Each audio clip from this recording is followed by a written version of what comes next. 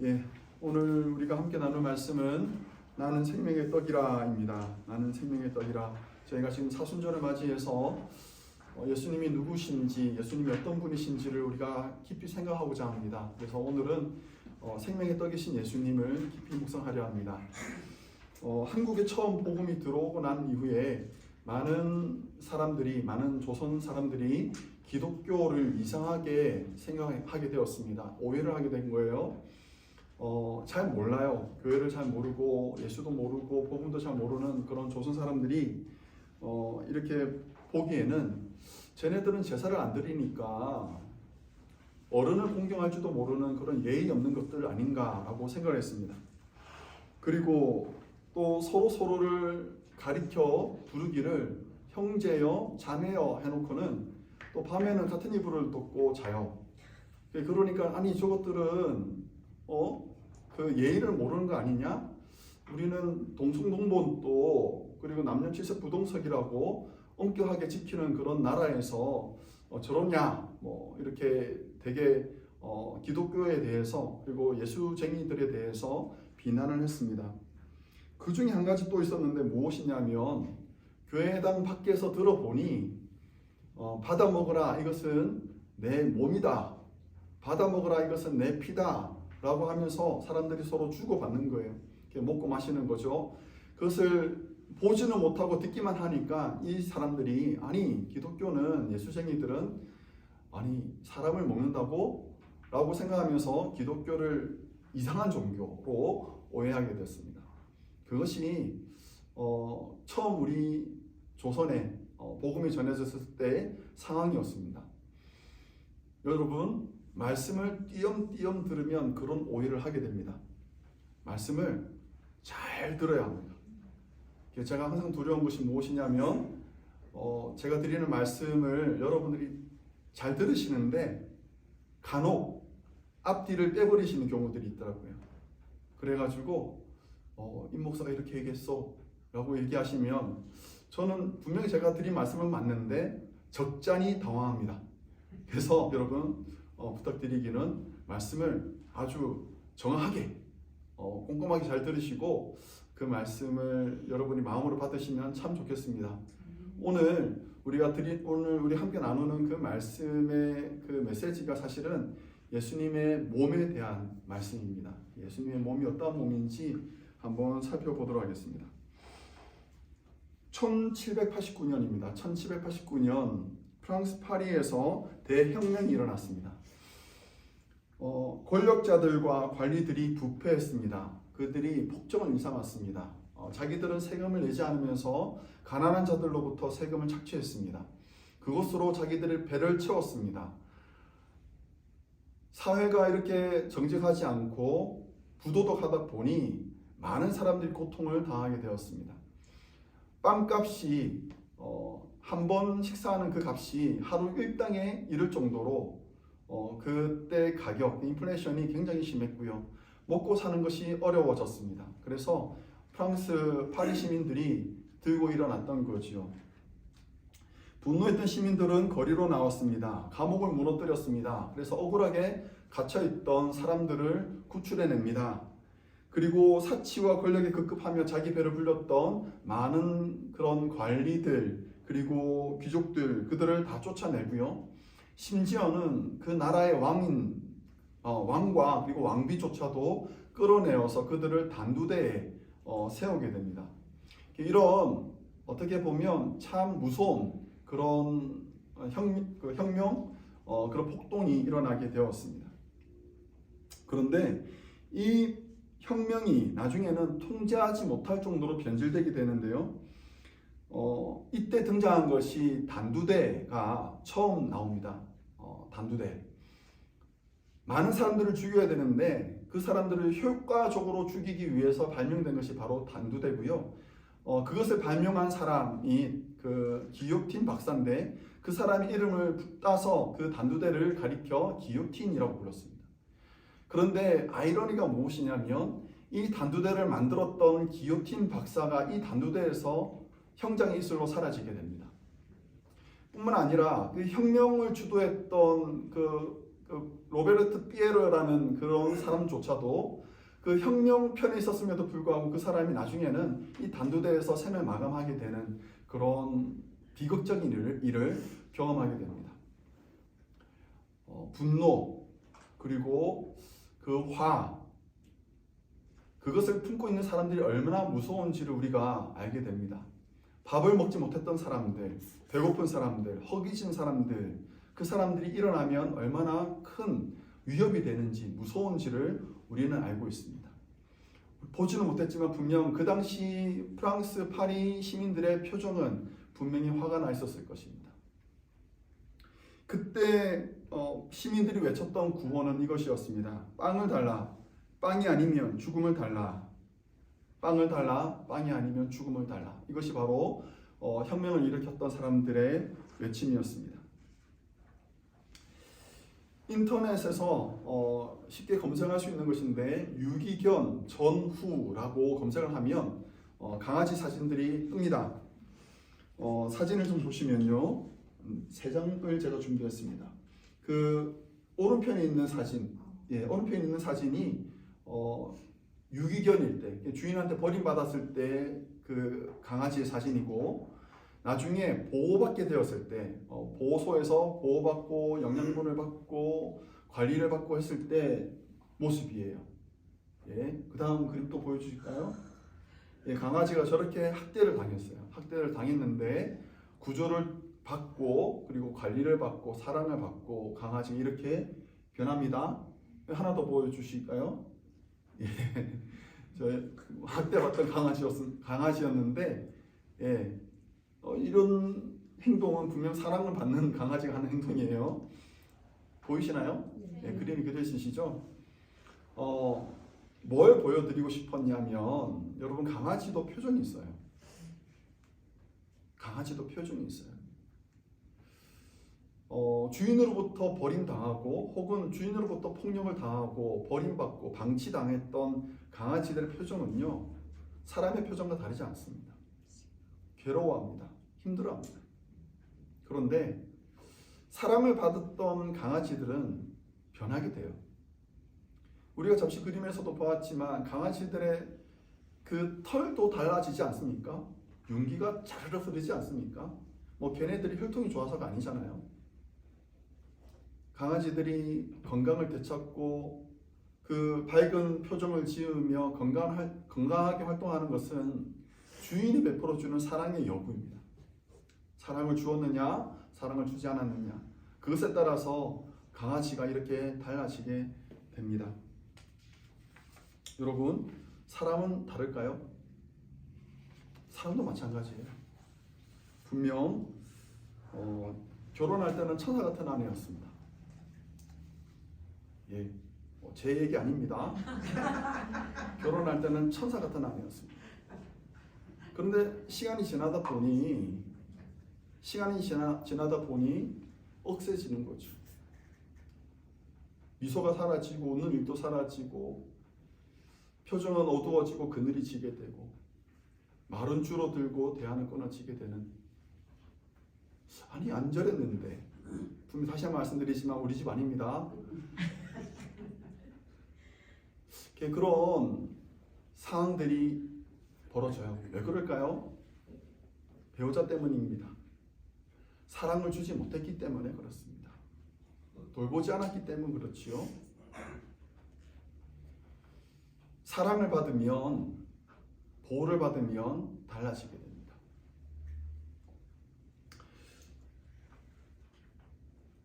이건 해야 되겠네요. 사랑합니다.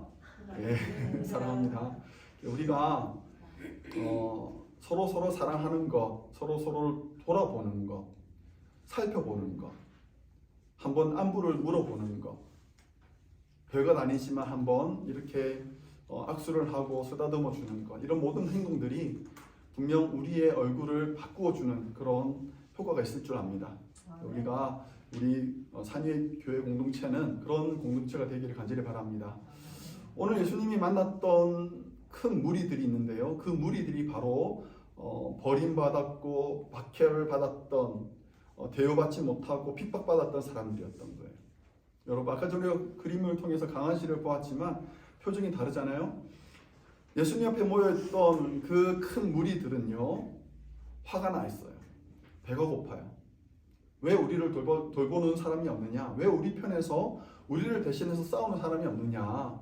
하며 그 큰 무리들은 화가 나 있었던 거지요.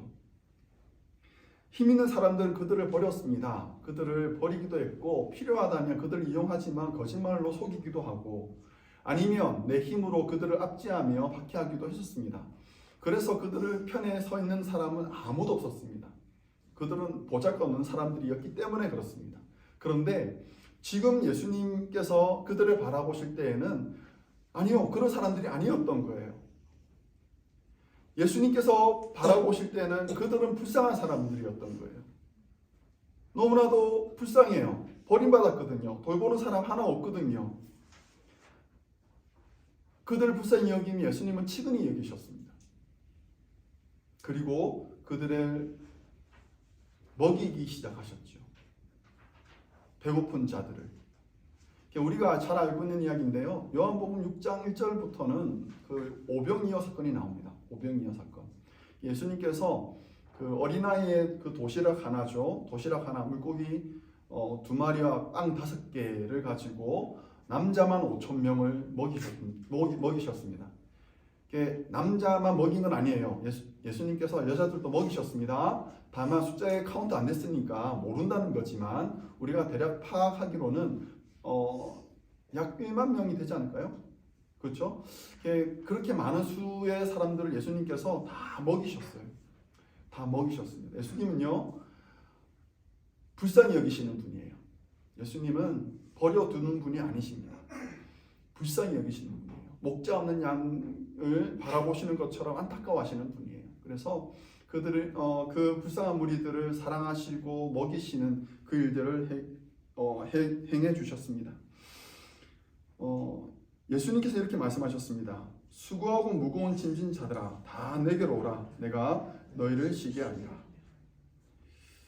수고하고 무거운 짐진 자들, 너무나도 삶이 어렵고 삶의 무게가 너무나도 무거운 사람들, 그런 사람들에게 예수님은 내게로 오라 하십니다. 내가 너희들의 짐을 대신 지어줄게. 내가 너희들을 돌보아 줄게. 내가 너희들을 먹여줄게. 내가 너희들을 책임져 줄게. 나에게로 와 라고 말씀하시는 거예요. 사랑하는 성도 여러분, 예수님께로 한 걸음 더 다가가시기를 바랍니다. 예수님께 한 걸음 더 나아가시기 바랍니다. 예수님께서 감당하지 못할 문제는 없습니다. 예수님께서 고치지 못할 병이 없습니다. 예수님께서 해결하지 못할 그런 근심이 없습니다. 사랑하는 성도 여러분, 예수님께 나아가시기 바랍니다. 우리의 모든 질고를 지시고 그 모든 문제들을 해결하시는 예수님께서 우리를 치근히 여기시며 우리를 돌보아 주십니다. 여러분들의 얼굴에 큰 미소가 다시 한번 크게 생기기를 주의 이름으로 축원합니다. 자, 우리 예수님께서 그 큰 무리들을 불쌍히 여기시고 회복시켜 준다라고 말씀을 드렸는데 어떻게 회복시켜 주시느냐? 자, 보시면 우리 하나님은요, 그리고 예수님은요, 먹여 주십니다. 먹여 주셔서 회복시켜 주십니다. 그 좋은 예가 엘리야인데요. 아합과 이세벨의 그 탄압과 그리고 그들의 폭정 가운데에서 엘리야가 하나님의 말씀을 대언하는 자로 그 시대를 살았습니다. 아합과 이세벨은요, 이방신 바알과 아세라를 너무나도 열심히 섬기던 그런 일을 행했습니다. 그것이 하나님의 마음을 상하게 했죠. 그래서 하나님께서 그 땅을 내가 심판하겠다, 내가 가만두지 않겠다라고 말씀하시면서 엘리야에게 네가 나의 말을 대언해 몇 년 동안 이 땅에는 비가 내리지 않을 거야 라고 경고를 하셨어요. 그래서 엘리야가 그 말씀을 그대로 전합니다. 그런데 놀라운 것은 엘리야가 했던 그 말대로 진짜 비가 내리지 않는 거예요. 시간이 흘렀습니다. 3년이 지났습니다. 3년이 지나던 때에 엘리야가 그 아합 왕을 만나게 돼요. 아합이 부릅니다. 이스라엘을 괴롭게 하는 자여 너냐라고 말합니다. 아이러니지요. 비가 안 오는 이유가 무엇 때문입니까? 엘리야가 비가 내리지 않을 것이다 예언했기 때문에 그렇습니까? 아니잖아요. 아합의 죄 때문이 아니었습니까? 바알과 아세라, 하나님보다 더 그것들을 섬기면서 우상 숭배를 하니 하나님의 진노로 사게 되었고 그것으로 인해서 비가 내리지 않은 것 아닙니까? 그런데 누가 누구를 질책하는 것인지, 그렇죠? 아합이 엘리야에게 그런 질책을 합니다. 뭐 이 긴 얘기는 제가 다 줄이고 다음 기회에 제가 갈멜산에서 있었던 얘기를 한번 또 말씀을 드리겠습니다만, 갈멜산에서 엘리야가 바알의 선지자 450명을 모두 다 이겨냅니다. 이겨내고 다 죽입니다. 큰 승리를 거두었지요. 그리고 또 그가 기도하자 하늘에서 비가 내리기 시작했습니다. 그래서 하나님은 전능하시다, 하나님은 살아계신다, 여호와가 하나님이시다라고 이스라엘 모든 사람들이 다 인정하게 되고 하나님을 예배하게 됩니다. 그런데 문제는 무엇이냐? 그것을 못마땅하게 여겼던 사람이 있었던 거지요. 아합의 아내 이세벨, 그 여인이 기가 죽지 않는 거예요. 하나님이 큰 일을 보고도 기가 죽지 않았던 거예요. 이를 부두둑합니다. 내가 가만두지 않겠다. 내가 끝까지 쫓아가서 저 엘리야를 죽이고 말겠다라고 칼을 갑니다. 그 소식을 듣고 엘리야가 마음이 무너집니다. 마음이 무너지고 도망하게 되는데 한참을 광야를 걸어서 도망을 가게 되고 로덴나무 밑에서 그가 하나님께 죽기를 간구하지요. 너무나도 마음이 힘들었습니다. 어떻게 하나님께서 주신 이 땅 가운데 저 악한 자들이 그 기득권을 가지고 저렇게 승승장구할 수 있을까? 그 무너진 마음을 품고 그가 하나님 앞에 죽기를 간구했습니다. 그때 여러분, 하나님께서 엘리야를 불쌍히 여기셨어요. 불쌍히 여기시고 천사를 보내주십니다. 그리고 그를 어루만져 주십니다. 사랑하는 성도 여러분, 우리 하나님의 그 손길이 여러분들의 삶을, 여러분들의 가정을 어루만져 주시기를 간절히 축복합니다. 그것으로 그치는 것이 아니었어요. 구운 떡을, 숯불에 구운 떡을 그리고 물을 그 엘리야의 머리맡에 두고는 깨워서 먹으라라고 말씀하십니다.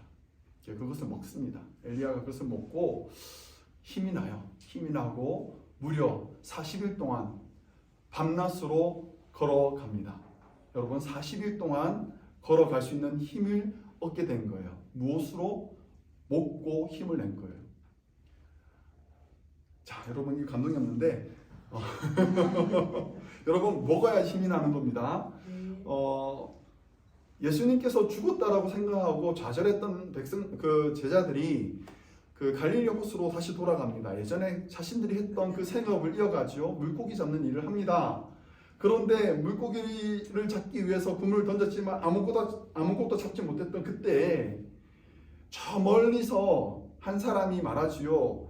그물을 배 오른편으로 던져라. 그 말을 듣고 배 오른편으로 던졌더니 억수로 많은 물고기들을 잡을 수 있었습니다. 누구였습니까? 죽은 줄로만 알았던 예수님이에요. 예수님께서 그들에게 하신 말씀을 듣고 그들이 예수님이구나 라고 그제서야 깨닫게 됩니다. 예수님을 만나기 위해서 베드로는 겉옷을 벗고 수영을 해서 갑니다.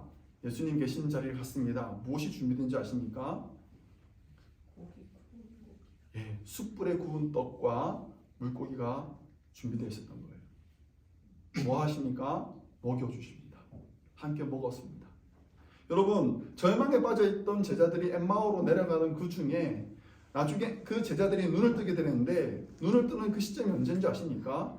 예수님과 함께 떡을 떼는 그 순간이었습니다. 사랑하는 성도 여러분, 먹어야 합니다.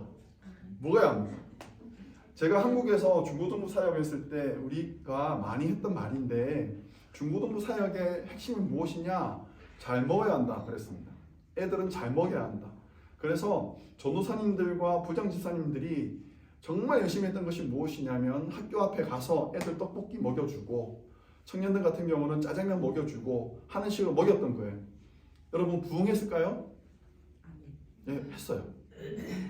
했습니다. 물론 열심히 기도했죠. 기도했는데 정말 먹이는 사역이 중요한 사역입니다. 오늘 우리 오뎅국이 준비되어 있습니다.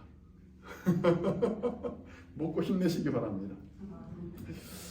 아멘. 그런데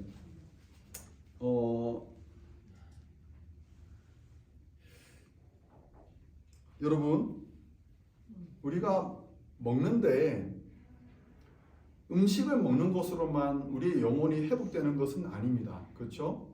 정말 우리 영혼의 깊은 문제들, 그것들은 어떻게 해야 될까요? 우리가 그것에 눈을 돌려야 돼요. 그 문제를 바라봐야 합니다. 뉴스에서 본 사건인데요. 어떤 한 러시아 출신 채식주의자입니다. 비건이라 그러죠. 이 채식주의자 여인이 자신의 얼굴을 보니까 너무나도 피부가 안 좋아졌고 별로 안 좋은 거예요. 건강 상태가 안 좋아 보이는 거예요. 그래서 이것은 내가 고기를 먹어서 그런가 보다 하고 그때부터 채식을 결정하고 야채와 그리고 그 생과일만 먹는 것으로 결단을 합니다. 7년 동안 그것을 먹어요. 그랬더니 피부가 좋아지는 것 같아요. 맨날 자기가 먹는 것을 그 비디오로 찍어서 유튜브에 올리고 인스타그램에 올리고 그래서 사람들에게 자신이 얼마나 예뻐졌는지 좋아졌는지를 보여주었습니다. 그런데 그렇게 하기를 7년 동안 계속 하다가 어느 날 갑자기 이 여인이 죽게 됩니다. 나중에 알고 보니까 그 의사가 하는 말은 영양결핍이래요. 고기를 제대로 먹지 못하니까 고기 안에 있던 영양분을 필수 영양분이라 그러죠. 이 필수 영양분이 몸에 채워지지 않았던 거예요. 그래서 이 여인이 나중에는 죽게 되었습니다. 피부를 예쁘게 보이게 하기 위해서 그렇게 자신의 시간과 열정을 다 투자했지만 정작 섭취해야 될 필수 영양분을 섭취 못하니까 이 사람이 자기의 생명을 잃게 되었던 거지요. 먹고 사는 문제가 해결되면 충분할 줄 아는 사람들이 있습니다. 신분 문제만 해결되면, 건강 문제만 해결되면 만족할 것 같습니다.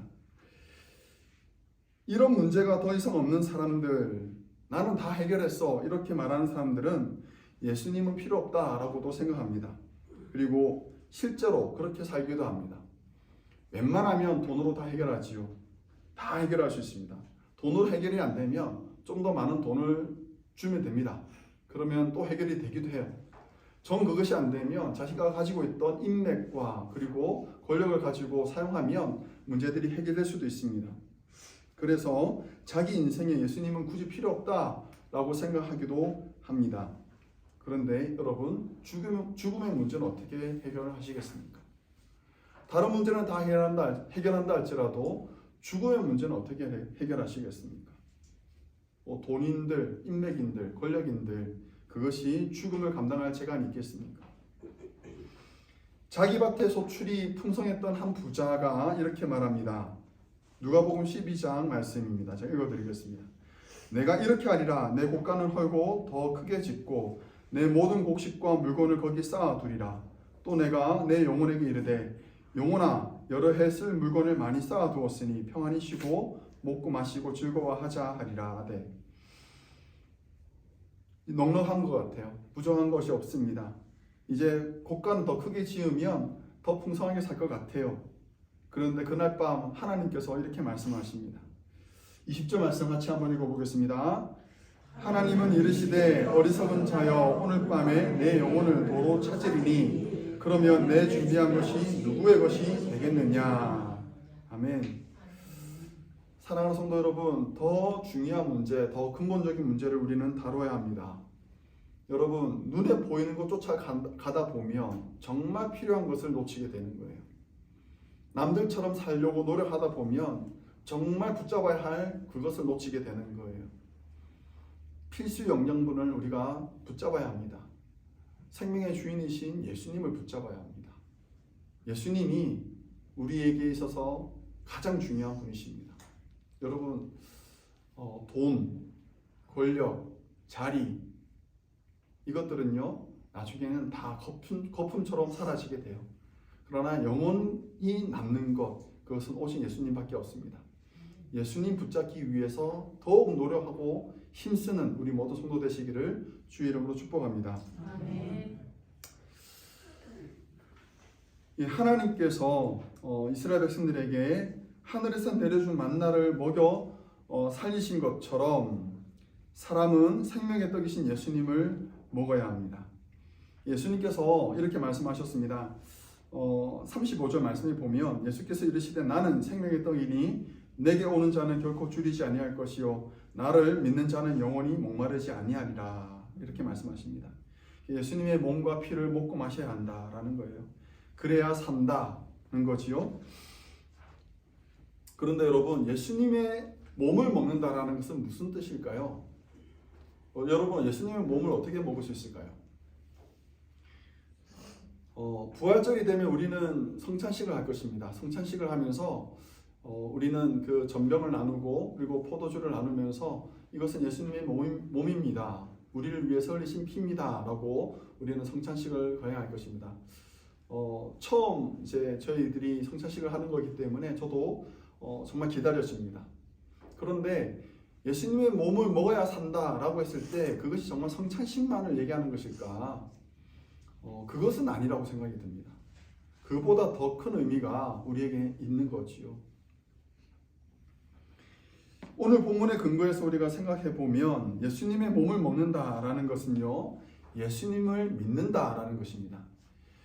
29절 보시면 이렇게 말씀합니다. 예수께서 대답하여 이르시되 하나님께서 보내신 이를 믿는 것이 하나님의 일이니라 라고 예수님께서 말씀하십니다. 자, 예수님을 믿는 것, 하나님께서 보내신 이를 믿는 것이 하나님의 일이다 라고 얘기하는 거예요.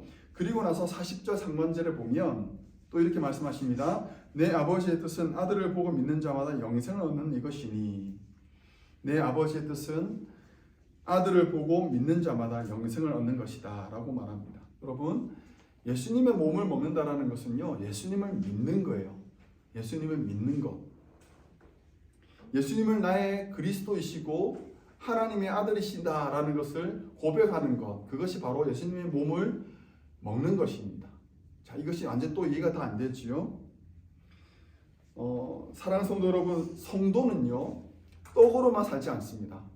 하나님 말씀으로 삽니다. 하나님 말씀이 없으면 성도는 말라 죽습니다. 영혼이 기갈하게 됩니다.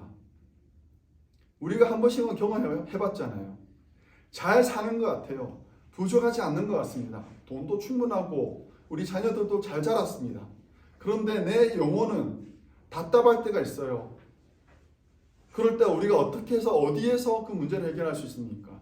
하나님 앞에서 우리가 그 문제를 해결할 수 있는 거예요. 하나님 앞에 나아가서 하나님과 대면했을 때 우리의 그 영혼의 답답함을 해결할 수 있는 거지요. 여러분, 이스라엘 백성들이 광야에서 먹었던 만나는요 1년에 한 번 먹는 그런 특별식 코스 요리가 아닙니다. 그것은 매일 먹어야 하는 양식입니다. 밥이나 빵과 같이 매일 먹어야 하는 생활 필수품이지요. 예수님을 여러분 매일같이 묵상하고 계십니까? 예수님을 매일같이 생각하고 계십니까? 1년에 한 번, 혹 일주일에 한 번, 주일이 되어서야 그제서야 생각나는 그런 분으로 우리가 생각하고 있지는 않습니까? 여러분, 다시 한번 말씀드리지만 예수님은요 특별식이 아니에요. 우리가 매일같이 먹어야 하는 만나입니다. 어떤 이들은 옛날에 받았던 은혜, 옛날에 복음과 교회를 위해서 충성했던 이야기들을 풀어놓으면서 여전히 하나님의 말씀은 멀리하면서 신앙생활을 등한히 하시는 분이 계십니다. 은혜도 하루 이틀이지요. 되새김은 또 하루 이틀이지요. 어떻게 몇 년을 옛날 이야기하며 옛날 받았던 은혜를 이야기하며 살 수 있겠습니까? 은혜는요 매일 받으셔야 합니다. 매일 받으셔야 합니다. 때마다 시마다 받으셔야 합니다. 이 지루하고 재미없는 말씀 어떻게 매일 읽을 수 있을까라고 생각하는 분이 있을 수 있습니다. 여러분, 하나님 말씀이요 두껍지요. 도전하기가 무서울 수도 있습니다만 여러분 한번 맛을 보십시오. 맛을 보십시오. 맛있습니다.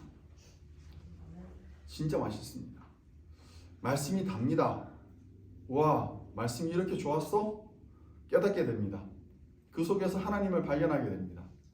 그것을 발견했던 다윗이 이렇게 얘기합니다. 시편 119편인데 우리가 너무 잘 아는 말씀이지요. 같이 한번 읽어볼까요? 주의 말씀의 맛이 내게 어찌 그리 단지요 내 입의 꿀보다 더 단이니이다. 아멘. 다윗은 하나님의 말씀을 너무나도 사랑했습니다. 그 말씀을 매일같이 먹었습니다. 매일같이 묵상했습니다. 피곤한 중에서도 하나님 말씀을 생각하면 그는 힘을 얻었습니다. 말씀이 그에게는 동력이 되었습니다. 하루하루를 살 수 있는 힘이 되었습니다. 그러니 이렇게 고백할 수 있는 거죠. 우리가 이 말씀을 읽고 나서 아멘 했습니다. 그 아멘 하신 분들은 그 말씀이 나에게 정말 힘이 됩니다. 나에게 동력이 됩니다. 라고 고백하는 분들입니다. 정말 여러분들에게 하나님 말씀이 힘이 되시기를 간절히 축복합니다. 에스겔 선지자도 동일한 고백을 하는데요. 이렇게 말합니다. 내가 입을 벌리니 그가 그 두루마리를 내게 먹이시며 내게 이르시되 인자야 내가 내게 주는 이 두루마리를 내 배에 넣으며 내 창자에 채우라 하시기에 내가 먹으니 그것이 내 입에서 달기가 꿀 같더라. 여러분 이 맛에 삽니다. 우리 성도가 사는 맛은요 하나님 말씀을 먹는 맛으로 삽니다. 은혜를 받는 맛으로 삽니다. 그게 예수 믿는 재미 아니겠습니까? 예수 믿는 그런 즐거움 아니겠습니까? 우리 덴버 산유의 교회 성도님들 그리고 이 자리에 계신 우리 성도님들 그런 재미에 깊이 빠지시기를 바랍니다. 하나님 말씀이 역사하는 그 재미, 하나님께서 우리 삶 가운데 간섭하셔서 일하시는 그 재미, 하나님과 동역하면서 하나님께서 이 보잘것없는 자를 들어 사용하시는 그 재미, 말만 하면 기도만 하면 들으시고 역사하시는 하나님을 경험하는 그 재미, 내가 할 수 없는 그것들을 전능하신 하나님께서 나를 불쌍히 여기셔서 그 능력의 손으로 나에게 그리고 우리 가정에게 나의 삶터 가운데 펼치시며 역사하시는 그 재미, 그 재미가 우리에게 있어야 될 줄 믿습니다. 다른 데서 재미를 찾지 마시고요. 하나님 말씀에서 그리고 하나님과 동행하는 그 삶 가운데서 그런 즐거움과 기쁨을 누리시기를 간절히 바랍니다. 기도는 우리의 호흡이라고 말합니다. 사랑하는 성도 여러분, 우리가 잠시라도 호흡을 멈출 수 있습니까? 1분이라도 호흡을 멈출 수 있습니까? 호흡을 멈추고는 살 수 없지요. 기도는 우리의 호흡입니다. 어떻게 여러분 숨 안 쉬고 살 수 있습니까? 어떻게 기도 안 하고 살 수 있습니까? 기도 안 하고 살 수 있는 그 배짱은 도대체 어디에서 왔습니까? 기도하셔야 됩니다. 이것이 양식이에요. 이것이 우리가 우리가 예수님을 먹는다라고 말할 때 예수님의 말씀을 먹는다라고 말하는 것과 그리고 내가 호흡하듯이 기도한다는 것을 동시에 얘기하는 거예요. 그래서 사랑하는 성도 여러분, 하나님 말씀을 늘 내 곁에 두고 그리고 때마다 시마다 우리가 기도하는 일에 전심전력하시기 바랍니다. 기도하는 건 쉽지 않습니다. 그렇지만 잠시 묵상하며 하나님 제발 이거 도와주십시오. 하나님 저 약한 거 아시지요? 저 쉽게 무너지는 거 아시지요? 하나님의 전능하신 손으로 나를 붙잡아 주십시오. 라고 하나님께 기도하는 것. 그것이 바로 기도의 호흡입니다. 마지막으로 한 가지 말씀을 드리고 오늘 설교를 마치려고 합니다. 제가 오늘 말씀을 시작할 때 프랑스 혁명을 언급을 했습니다. 프랑스에서 피해 혁명이 한참 진행되고 있던 그때에 같은 시기에 영국에서도 여전히 관리들은 그리고 권력자들은 부패했습니다. 그들도 암울했습니다. 영적으로도 피폐했습니다. 그런데 영국은요 프랑스와는 다른 길을 가게 됩니다. 그곳에서는 폭동이 일어나지 않았습니다. 피해 숙청이 일어나지 않았습니다. 그럴 수 있었던 것은 영국에 세 사람이 있었기 때문입니다. 요한 웨슬리, 찰스 웨슬리, 그리고 조지 위필드. 이 세 사람이 영국에 있었기 때문에 그렇습니다. 이들은 대학생이었어요. 나이가 20도 되지 않았습니다. 어린 청년들입니다. 그런데 이 어린 청년들이 자신의 삶을 하나님께 드리겠다고 결단하고 옥스퍼드 대학에서 그들은 매일같이 모여서 기도하고 매일같이 모여서 하나님 말씀을 묵상하고 그것을 함께 나누고 그들이 받았던 감동을 가지고 그 지역으로 나아가서 하나님께서 원하시는 일들이 무엇일까를 살피며 하나님의 일들을 그들은 행했습니다. 그들이 가는 곳마다 모이는 곳마다 성령님께서 임하셨고 그들이 예배 드릴 때마다 사람들은 큰 은혜를 받고 뜨거운 마음을 가지고 나가게 되었습니다. 그래서 영국에서는요 이렇게 말합니다. 옛날에 이 도시는 정말 암울하고 부패한 도시였지만 이곳에 요한 웨슬리가 지나갔었어. 영국에 이 세 사람이 있었기 때문에 영국은 프랑스와는 다른 길을 가게 되었고 영적 대각성 운동이 일어나게 되었습니다. 사랑하는 성도 여러분, 우리가 여기 있습니다. 그렇죠? 나의 삶을 하나님께 드립니다라고 고백하고 경건한 삶을 살기를 결단하는 성도들이 이 자리에 있습니다. 그렇다면 우리는 달라질 것입니다. 이 땅이 달라질 것이고요. 우리 가정이 달라질 것이고요. 우리가 속한 교회들이 달라질 것이고요.